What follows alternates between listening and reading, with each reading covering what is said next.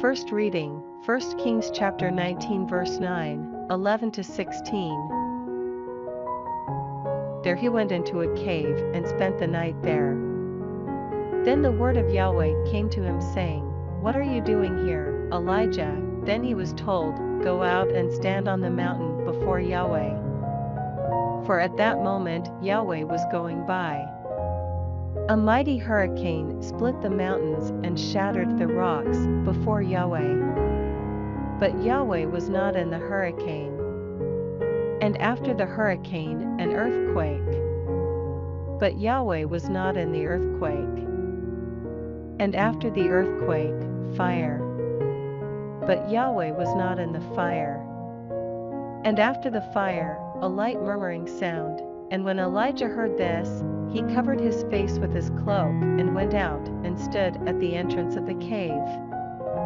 Then a voice came to him, which said, "What are you doing here, Elijah?" He replied, "I am full of jealous zeal for Yahweh, God Sabaoth, because the Israelites have abandoned your covenant, have torn down your altars, and put your prophets to the sword.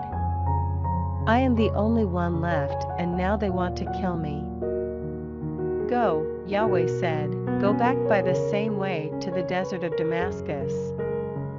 You must go and anoint Hazael as king of Aram. You must anoint Jehu son of Nimshi as king of Israel, and anoint Elisha son of Shaphat of Abel-Meholah as prophet to succeed you." Responsorial Psalm, Psalms chapter 27 verse 7 to 8, 8 to 9, 13 to 14.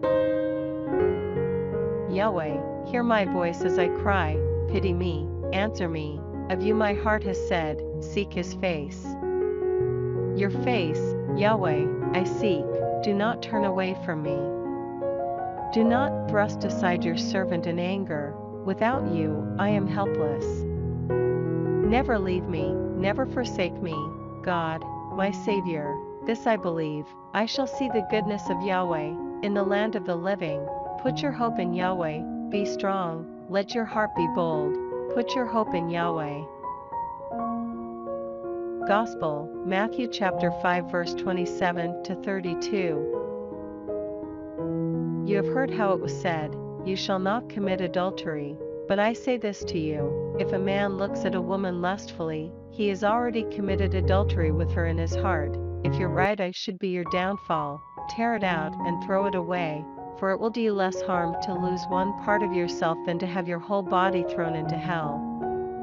And if your right hand should be your downfall, cut it off and throw it away, for it will do you less harm to lose one part of yourself than to have your whole body go to hell.